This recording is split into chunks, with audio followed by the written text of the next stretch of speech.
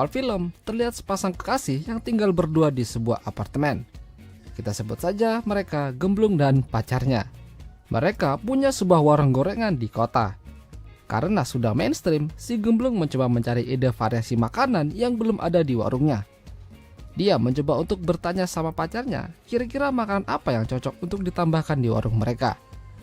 Akhirnya mereka memutuskan untuk membuat pizza di warung mereka. Mereka mencoba membuat resep yang berbeda dari biasanya supaya pizza mereka lebih enak dan berbeda. Mereka tidak menyediakan makan di tempat, jadi si Gemblunglah yang sekaligus menjadi kurir makanannya untuk mengantar pesanan orang. Tak lama setelah itu, telepon mereka berbunyi dan mereka mendapat orderan untuk diantar ke hotel bintang 1. Dengan sigap, si Gemblung bergegas mengantarkan pesanan itu menuju hotel menggunakan motor Varionya. Sesampainya di hotel, si Gemblung menuju kamar yang memesan orderan itu. Dia memencet bel dan yang keluar seorang pria cungkring yang menerima orderan. Dia berterima kasih, lalu si Gemblung kembali dan meninggalkan hotel. Sebelum kembali ke warung, dia menyebarkan brosur menu makanan miliknya di kantor-kantor dan fasilitas umum. Esoknya, si Gemblung mendapat orderan lagi dengan pemesan yang sama. Dia menuju hotel, tapi kali ini yang membuka pintunya adalah seorang wanita semok.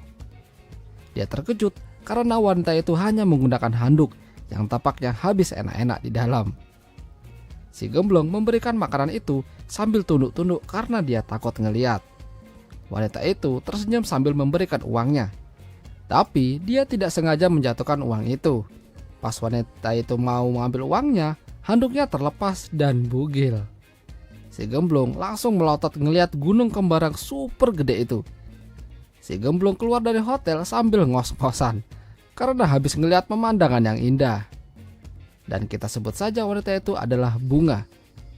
Setelah kejadian itu, si Gemblung terus kepikiran sama Bunga yang bahenol.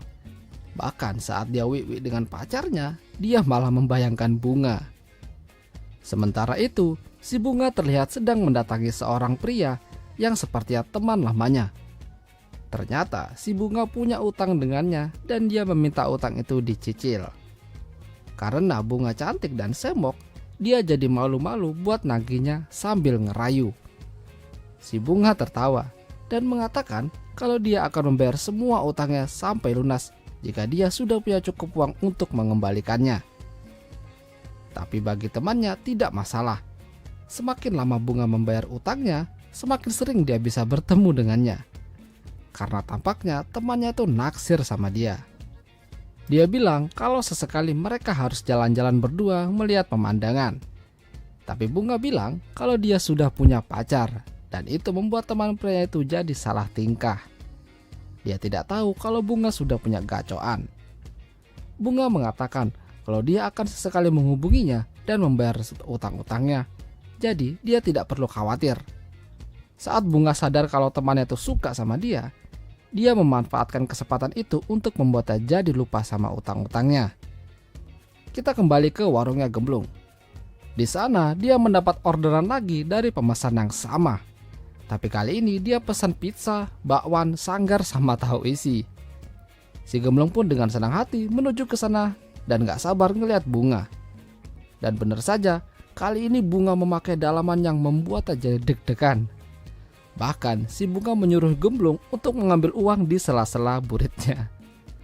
Panik sekaligus deg-degan, akhirnya dia mengambilnya sambil gemeteran. Setelah berhasil mendapatkan uangnya, dia masih saja sempat-sempatnya nyium bau uang itu.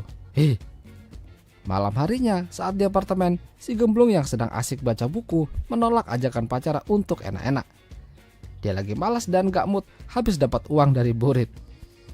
Merasa ada yang aneh, pacarnya lalu menanyakan pada si Gemblung kalau dia akhir-akhir ini jarang mau diajak wik-wik. Si Gemblung bilang kalau dia tuh lagi capek, banyak orderan masuk. Dia harus masak sekaligus ngantar pesanan orang dan kurang tidur. Dibandingkan dengan pacarnya yang hanya membantunya sedikit dan lebih sering jalan-jalan ke mall. Dia ingin mencari pegawai untuk membantu pekerjaannya, tapi dia juga takut tidak bisa membayar gajinya. Lalu pacarnya tuh bilang kalau begitu dia bersedia untuk memasak dan Gemblung yang menjadi kurirnya. Si Gemblung tampak setuju dengan ide pacarnya itu. Dia malah tambah semangat bisa sering-sering ketemu sama si Bunga. Semakin hari, si Gemblung terus berfantasi membayangkan dirinya sedang bercinta dengan Bunga. Sampai-sampai dia tidak fokus sedang dipanggilin sama pacarnya kalau ada orderan yang masuk. Dan orderan itu lagi-lagi berasal dari Bunga. Dia kembali menuju hotel tempat Bunga menginap dan dengan deg-degan dia memencet belnya.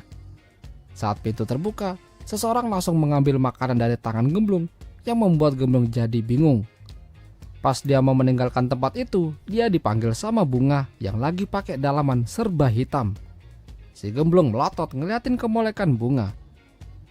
Bunga bilang kalau uangnya belum ia kasih. Oleh karena itu, si Gemblung harus mengambil uangnya yang berada di sela-sela serabi lempitnya Bunga. Mau nggak mau, akhirnya si Gemblung harus mengobok-obok pusakanya Bunga di sana. Setelah mendapat uang itu, dia lalu mencoba mencium bau uang yang berasal dari goanya Bunga. Keesokan harinya, pacar Gemblung mendapat orderan dari Bunga. Lalu cepat-cepat si Gemblung mengambil teleponnya dari pacarnya itu.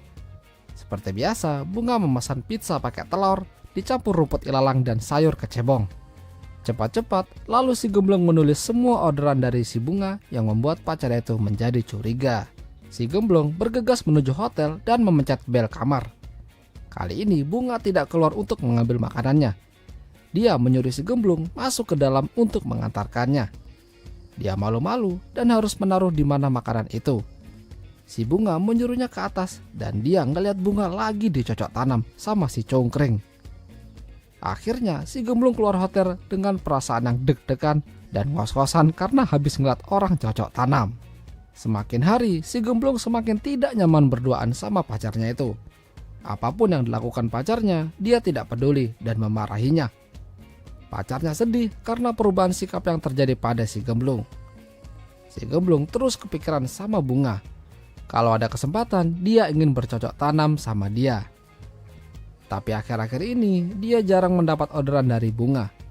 Setiap orderan yang diberitahukan pacarnya, dia kira itu dari Bunga. Tapi ternyata bukan. Dia bahkan rela menunggu di depan hotel untuk menunggu Bunga keluar dan berbicara dengannya.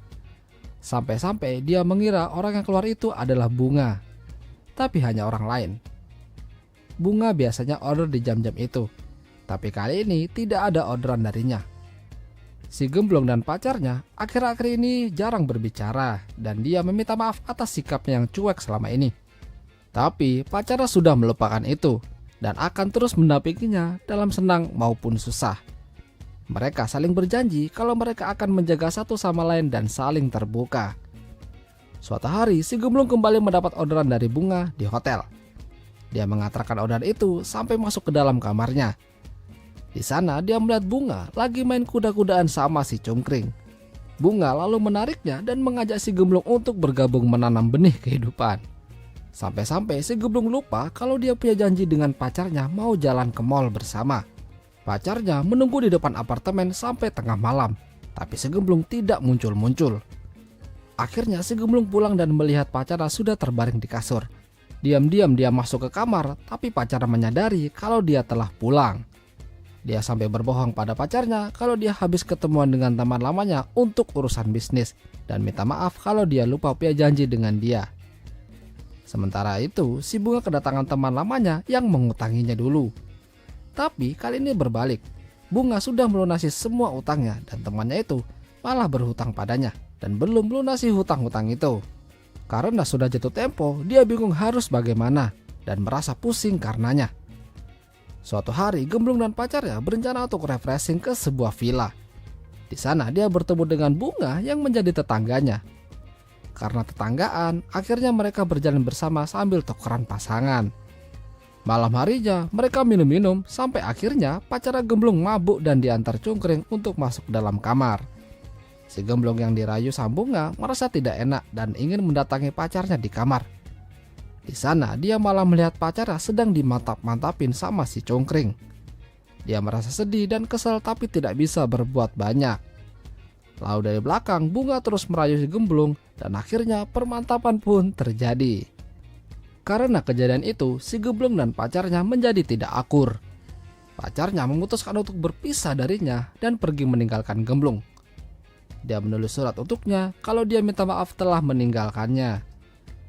Suatu hari Gemblung mendapat orderan dari seseorang. Lalu dia mengantarkannya. Tapi tiba-tiba dia terkejut dengan pemesannya. Dan akhirnya part 1 pun berakhir.